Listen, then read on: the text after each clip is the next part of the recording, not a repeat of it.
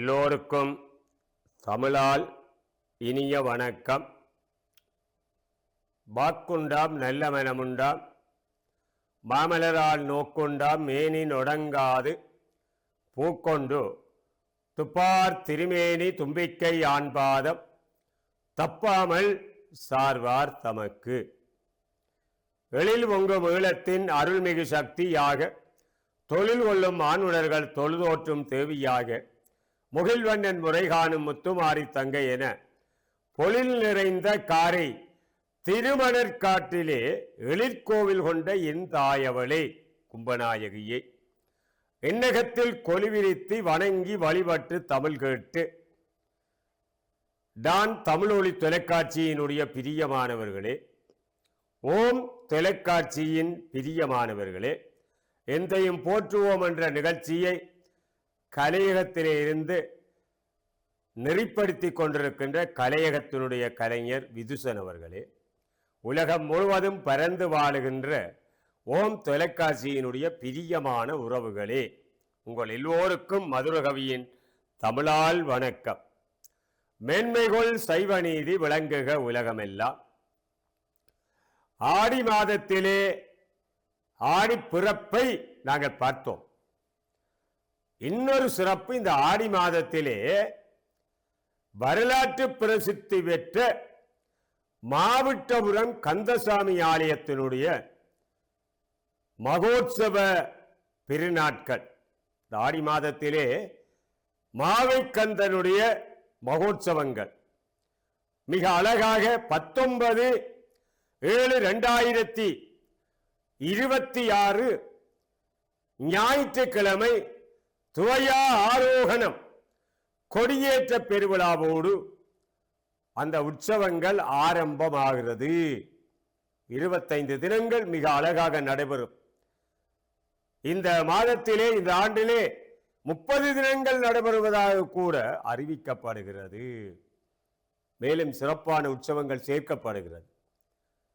மாவைக்கந்தனுடைய வரலாற்றை நாங்கள் சிந்திக்க வேண்டும். ஏனென்றால் நல்லூர் கந்தசாமி ஆலயத்தினுடைய வரலாறு, செல்வச்சன்னதி முருகன் ஆலயத்தினுடைய வரலாறு, கதிர்காம கந்தனுடைய வரலாறு, மண்டூர் முருகனுடைய வரலாற்று பெருமைகள் எல்லாவற்றையும் அறிந்து கொள்வது நாம் மாவட்டபுரம் கந்தசாமி ஆலயம். வரலாற்று பிரசித்தி பெற்ற அபிஷேக கந்தனாக இருப்பவன் மாவைக்கந்தன்.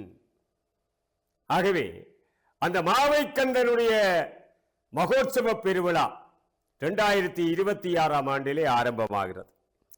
ஈழ நாட்டிலே தமிழர்கள் பல நூற்றாண்டுகளாக தலைமுறை தலைமுறையாக வாழ்ந்து தங்கள் ஆதிக்கத்தையும் அந்த கலை கலாச்சாரங்களையும் பரவச் செய்த வரலாறுகள் சரித்திரத்திலே இடம்பெற்றிருக்கிறது. ஒவ்வொரு ஆலயங்களும் ஈழத்தமிழர்களுடைய இந்துக்களுடைய வரலாற்றோடு சேர்த்து கொள்ளப்படுகிறது என்று சொன்னால் மிகையாகாது. தென்னிந்தியாவிலிருந்து ஈழ நாட்டை கைப்பற்றியாண்ட அரசர்களின் வரலாற்றை அவர்களுடைய சமய சமூக அபிவிருத்திக்கு ஆற்றிய வேலைகளை நாங்கள் பார்க்கலாம், நோக்கலாம். அவர்கள் ஈழ நாட்டை ஒரு புண்ணிய பூமியாக ஆக்க வேண்டும் என்ற விருப்பத்தை சதா கொண்டிருந்தார்கள், எண்ணிக்கொண்டிருந்தார்கள்.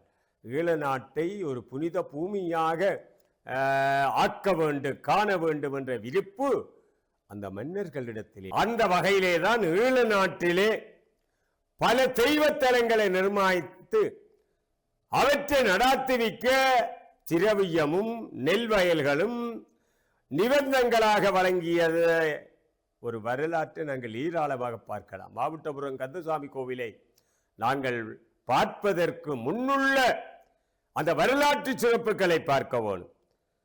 அந்த வரலாற்று பெருமைகளை நாங்கள் நோக்க வேண்டும்.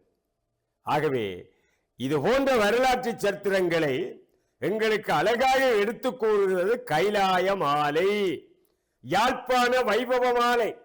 கைலாய மாலையையும் யாழ்ப்பாண வைபவ மாலையையும் பார்த்தா இந்த மாபெரும் மாவட்டபுரம் கந்தசாமி ஆலயத்தினுடைய வரலாற்றை நாங்கள் பார்க்கலாம். விசிய நாட்சியை ஆரம்பித்த பொழுது தனது அரசாட்சிக்கு பாதுகாப்பாக 4 திக்குகளும் 4 சிவாலயங்களை எழுப்பினான்.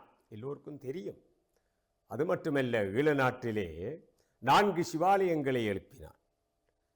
கிழக்கு திசையிலே தம்பலகாமத்திலே கோணேஸ்வர் கோவிலையும், தென் திசையிலே மாத்தரை சந்திரசேகர ஈஸ்வரத்தையும், மேற்கு திசையிலே திருக்கேதீஸ்வரத்தையும், வடதிசையிலே திருத்தம்பலேஸ்வரம் கோவிலையும், இதற்கு சமீபத்திலேதான் கதிரை ஆண்டவர் கோவிலையும் கட்டிவித்தான் என்பது விசயனுடைய வரலாறு. பாருங்கள், ஈழமணி திருநாட்டிலே ஈழத்திலே இருக்கிற சிவாலய சிறப்புகள். கோவில்களை முறையாக நிர்வகிப்பதற்காக கோயில் கட்டியாச்சு. கோயிலை பரிபாலனம் செய்ய வேண்டும், அறப்பணிகள் ஆன்மீக பணிகளை நிறைவேற்ற வேண்டும் என்பதற்காக, முறையாக நிர்வகிப்பதற்காக காசி பிராமணரான நீலகண்ட சிவாச்சாரியாரின் 3ஆம் குமரன் வாமதேவ சிவாச்சாரியாரையும் அவன் தன்னிச்சையாகிய வியாழாட்சி அம்மையையும் அழைத்து அவர்களும் வேண்டிய வசதிகளையும் அவர்களுக்கான இருப்பிட சகல வசதிகளையும் செய்து கொடுத்தார். பராமரிப்பதற்காக அங்கிருந்து காசி பிராமண சமூகத்தவர்களை அழைத்து வந்தார். இந்த இடத்திலே மக்கள் கோவிற்கடவை என வழங்கலாம். அவன் அழைத்து வந்து அவர்களை தங்க வைத்து இருத்திய இடம் கோயிற்கடவை. மார்தப்புரவீக வெள்ளியை அவளுடைய வரலாற்றை அந்த கோயிற்கடவையோடு நாங்கள் பார்க்கலாம். மார்தப்புரவீக வெள்ளியை உங்களுக்கு தெரியும். பல தடவைகள் அவளுடைய வரலாற்றை நாங்கள் பேசி இருக்கிறோம். அவளின் வருகையின் பின்புதான் கோயில் கடவை பிரசித்தி அடைந்தது. பாருங்கள், மார்தப்புரவீக வெள்ளி உடைய வருகை மாவட்டபுரம் கந்தசாமி ஆலயத்தினுடைய தொடர்பை பெருமைப்படுத்த போகிறது. நகுலேஸ்வர் கோவில் சிவாச்சாரியார்களே கதிரையாண்டவர் கோயிலையும் ஆரம்பத்திலே நிர்வகித்து பரிபாலனம் செய்தார்கள் என்பது ஒரு வரலாறு. மாருதப்புரவீக வெள்ளிக்கு குன்ம நோயும் குஷ்டமும் குதிரை முகத்தையொத்த வடிவினையும் கொண்டவள் என்பது ஒரு வரலாறு. குன்மை நோய், குஷ்டரோகம், குதிரை முகம். கலிங்க தேசத்து அரசன் ஒருவனுக்கு தவத்தால் பெற்ற பேரழகி ஒருத்தி. அவள் கனகசுந்தரி என்ற பெயரோடு இருந்தால். மாவட்டபுரம் கந்தசாமி கோவிலுக்கு வருகிறோம். ஏற்கனவே இருக்கிற வரலாற்றை நாங்கள் பார்க்க வேண்டும். இவள் மூத்திதல தீர்த்த மகிமைகளை விரும்பி அளித்த தலையாத்திரை செய்தும் புண்ணிய தீர்த்தங்களாடியும் அங்குள்ள மூர்த்திகளை பூசித்தும் வருவாள் ஆயினாள். செந்தமிழ் வளர்த்த அகத்திய முனிவர் வசிக்கிற பொதியமலை சாரலில் உள்ள தாம்பிரவர்ணி நதித்துறையில் ஒரு நாள் நீராடுவதற்காக வந்திருந்தாள். பாருங்கள், அவன் அருளாலே அவந்தாள் வணங்கி இத்தனை பெருமைகளும் வருகிறது. அங்கே ராகம் வெகுளி அந்த குளக்கரைக்கு, அந்த தீர்த்தக்கரைக்கு இவள் வந்திருக்கிறாள். அங்கு ஒரு காட்சியை பார்க்கிறாள். என்ன காட்சி என்றால், அங்கே ராகம் வெகுளி காமம் சடம் தீவனம் என்னும் பஞ்சாக்கினி காரியங்களை நீக்கி பஞ்சபொறிகளையும் அவித்து பஞ்சாக்கினி நடுவில் நின்று அரிய தவத்தை செய்து நின்ற அயக்கிரீவ முனிவரை பார்த்தாள். இப்படியெல்லாம் தவம் செய்கிறாரே முனிவர்.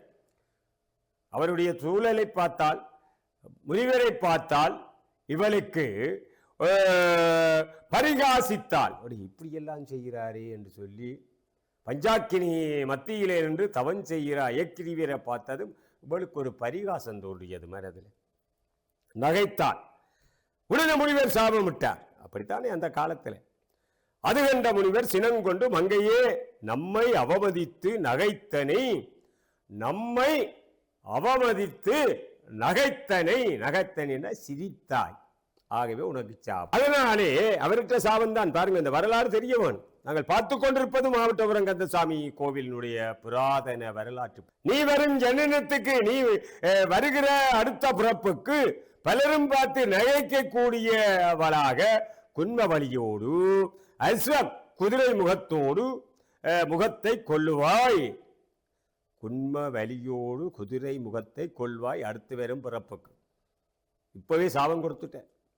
சரி நேயர்களே, இதுவே உனது நகைப்புக்கு பிரதிபலனாகும். இப்படியெல்லாம் முனிவர்களை பார்த்து சிரிக்க முடியாது.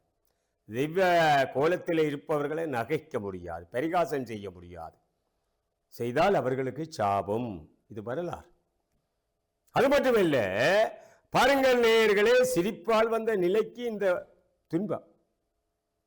ஆகவே தெய்வீக நிலையிலே உயர்ந்தவர்களை பார்த்து ஏளன் நகைப்பு செய்யக்கூடாது என்பது கைக்கிரிவருடைய அந்த முனிவருடைய வேண்டுதல். அவரது சாபத்தாலே அதிர்ச்சியுற்ற கனகசுந்தரி மனமுடைந்து முனிவரது பாலங்களிலே விழுந்து வணங்கி மன்னிப்பு கேட்டார். நான் தெரியாமல் சுவாமி செய்து விட்டேன். உங்களுடைய கோலத்தை, உங்களுடைய வடிவத்தை, நீங்கள் செய்த தவத்தை பார்த்து சிரித்து விட்டேன். இது என்னுடைய குற்றம் சுவாமி, என்னை மன்னித்து எனக்கு விமோசனம் தாருங்கள் என்று அவள் சுவாமியிடத்திலே முனிவரிடத்திலே கேட்டாள். நவபெரும் போனவும் வந்து தொலை வீட்டிற்கும் தசகாரிய தாவதரே கேட்கிறாள். எப்படி கேட்கிறாள் என்றால் பாருங்கள் என்ன தமிழ். நவபெரும் போனவும் வந்து தொலை வீட்டிருக்கிற தசகாரிய தாவதரே நுண்ணறிவுடையோராய் நூலோடு பழகினும் பொன்னறிவென்பது பெரும் பேதமை என்றே தேவரீர் அறிந்தாய் என்றோ. பேதமை உடையவன் நான்.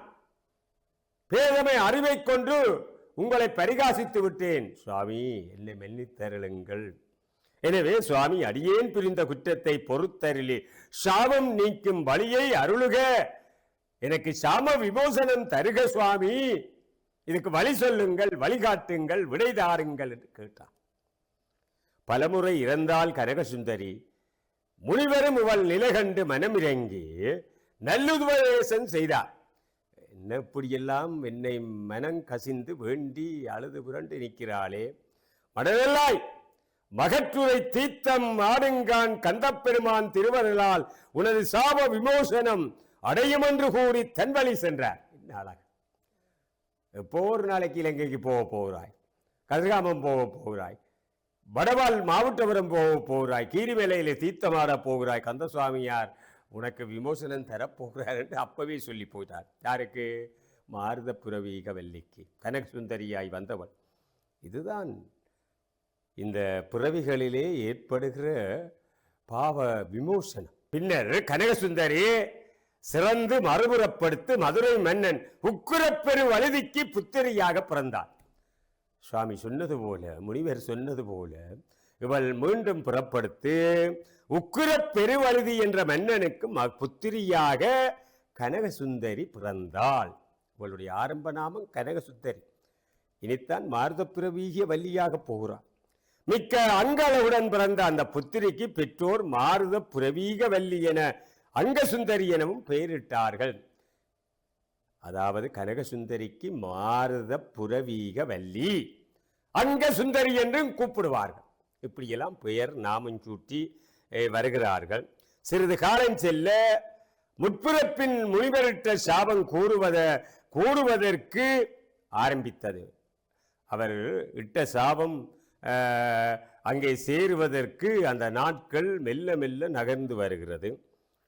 புழுக்கள் எல்லாம் வேடுவனாகவும் வண்டுகள் மயிர்கொட்டியாகவும் மாறியது போல அங்கசுந்தரியும் காலக்கிராமத்திலே உருமாறி குன்ம நோயும் குதிரமுகமும் மாறப்பெற்றமையால் அரசனும் அரசியும் மிகுந்து வருத்தம் கொண்டு துர்க்கா சாகரத்தில் மூழ்கினர். பாருங்கள், அவளுடைய சாபம் பலிக்கிறது. முனிவருடைய சாபம் அவளுக்கு பலிக்கிறது.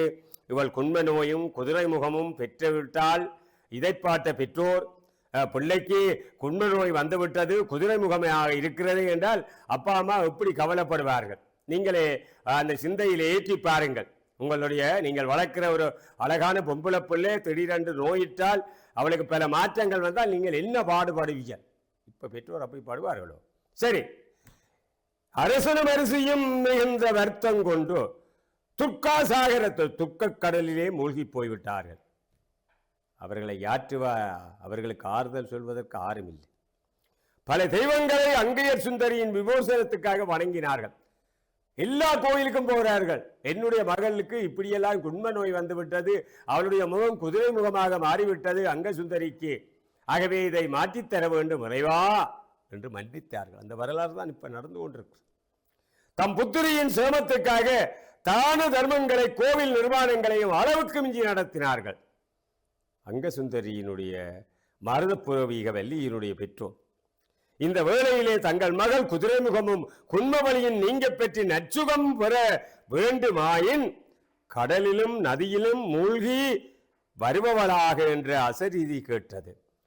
இப்படியான விண்ணப்பம் செய்து கடவுளை வேண்டுகிற பொழுது அந்த மாருதப்பிரவீக வள்ளியினுடைய பெற்றோருக்கு அங்கசுந்தரியினுடைய பெற்றோருக்கு கடவுளுடைய அசரீதி ஒன்று கிடைத்தது. எப்படி? உன்னுடைய புத்திரி நற்சுகம் பெற வேண்டுமாயின் கடலிலும் நதியிலும் மூழ்கி வருவாளாக என்ற அசரீதி கேட்டது. புனிதமான நதியிலே அவள் மூழ்கினால் அவளுக்கு குதிரை முகம் மாறும், குண்மை நோய் தீரும் என்ற ஒரு இறை வாக்கு கேட்டது. இதை கேட்டதும் மனமகிழ்ச்சி அடைந்த அரசனும் அரசியும் தமது புத்திரியின் தீர்த்த யாத்திரைக்காக ஆயத்தங்களை உடன் செய்தார்கள். சரி, அசரீதி கேட்டது. தீர்த்த யாத்திரை செய்தால், தீர்த்தத்தில் மூழ்கினால் குதிரை முகம் மாறிவிடும், குண்மை நோய் தீரும் என்ற அந்த வாக்கை பெற்றவர்கள் தீர்த்த யாத்திரை செல்வதற்காக அங்கிருந்து அவர்கள் உறுதி பூணுகிறார்கள். உடனடியாக சாந்தலிங்க முனிவர் என்பவரை தவத்தால் எந்த தவயோகியை சந்திக்கிறார்கள். நோயிற்ற அங்கசுந்தரி தனது தோழிகளுடன் அமைச்சர்களுடனும் பாண்டிய நாடு, சோழ நாடு, தொண்டை நாடு, சேர நாடு முதலிய தேசங்களில் தீர்த்தங்கள் எல்லாம் ஆடி வருகிறார். சேர, சோழர், பாண்டிய நாடுகளிலே இருக்கிற சிறந்த தீர்த்தங்களிலே எல்லாம் அசரீதியின்படி இவள் தீர்த்தமாடி வருகிறாள். இந்த வேளையில் தான் தனது ஆச்சிரமம் செல்லும் சாந்தலிங்க முனிவரை கண்டு, இப்படியெல்லாம் தீர்த்தங்கள் சாந்தலிங்க முனிவரை காண முதல் இவள் தீர்த்தமாடி வருகிறார். இப்படி தன்னுடைய ஆச்சிரமத்துக்கு செல்லுகிற பொழுது சாந்தலிங்க சுவாமி என்பவரை தவயோகியை இவள் சந்திக்கிற வாய்ப்பு கிடைத்தது. தனது தீர்த்த யாத்திரையின் நோக்கங்களை சாந்தலிங்க முனிவரிடம் எடுத்து கூறினார். இதுதான் சாந்தலிங்க முனிவர் ஒரு அழகான அருள் வாக்கு சொல்ல போகிறார். சாந்தலிங்க முனிவரும் ஒரு நிலை கண்டு மனமிறங்கினார். இப்படியெல்லாம் ஏராளமான தீர்த்தங்கள் ஆடிவிட்டால் அங்கசுந்தரிக்கு விமோசனம் கிடைக்கவில்லையே. உடனே சாந்தலிங்க சுவாமி, நீ இப்பொழுது அடுத்த முயற்சியே உனக்கு சுகந்தரத்தக்கது, நீ எடுக்கிற முயற்சி உனக்கு சுகந்தர, நீ பயப்படாத, அபயம் என்று சொன்னார். இலங்கையை போவானும் வடவால் அமைந்திருக்கிற நகுலேஸ்வரம் என்ற தலம் உண்டு. சாந்தலிங்க சுவாமி அங்கசுந்தரிக்கு சொல்லுகிறார், நீ இலங்கைக்கு போய் அங்கே நகுலேஸ்வரம் என்ற ஒரு ஈஸ்வரம் இருக்கிறது, அந்த திருத்தலம் உண்டு. அங்குள்ள மலைச்சாரலிலே சமுத்திரத்திலே சங்கமமாகின்ற உத்தம நன்னீர் தீர்த்தம் ஒன்று உண்டு. நகுலேஸ்வரத்திலே மலைச்சாரலிலே ஒரு தீர்த்தம் சங்கமமாகிற உத்தர தீர்த்தம் ஒன்று உண்டு. அந்த தீர்த்தம் அந்தர்வாவி என பெயர் பெற்றது. அது உலகத்தில் உள்ள சகல தீர்த்தங்களுக்கும் விசேஷத்தன்மை வாய்ந்தது. உலகத்திலே ஏராளமான தீர்த்தங்கள் இருந்தாலும் அந்த நகுலேஸ்வரத்திலே இருக்கிற அந்த தீர்த்தம் விசேஷத்தன்மை வாய்ந்தது. நீ அங்கு போய் நீ தீர்த்தம் ஆடி சில காலம் தங்கி இருந்தால் நீ சுகம் அடைவாய், உனக்கு குண்மை நோய் தீரும், குதிரை முகம் மாறும் என்று அங்கசுந்தரிக்கு இந்த சாந்தலிங்க சுவாமி சொல்லுகிறார். ஆகவே உனக்கு நகுல முனிவர் அங்க வேண்டிய உதவிகளை செய்வார். நகுலேஸ்வரத்தில் நகுல முனிவரை பற்றிய செய்திகளை எல்லாம் சொல்லுகிறார் சாந்தலிங்க சுவாமி. சரி, இது கேட்ட அங்கசுந்தரி முனிவரது பாதங்களிலே உடனே விழுந்தால், நமஸ்கரித்தால், யாத்திரைக்கான ஏற்பாடுகளை செய்தால். வாருங்கள், நாங்கள் பார்த்து கொண்டிருப்பது மாவட்டபுரம் கந்தசாமி ஆலயம். ஆகவே வரலாற்று சிறப்போடு இருக்கின்ற பெருமை பொருந்திய மாவட்டபுரம் கந்தசாமி ஆலயத்தின் சிறப்புகளை, அற்புத வரலாறுகளை ஒரு நாளிலே நாங்கள் பேசிவிட முடியாது. தொடர்ந்து மாவட்டபுரம் கந்தசாமி ஆலயத்தின் உற்சவங்கள் நடைபெறுகிறது.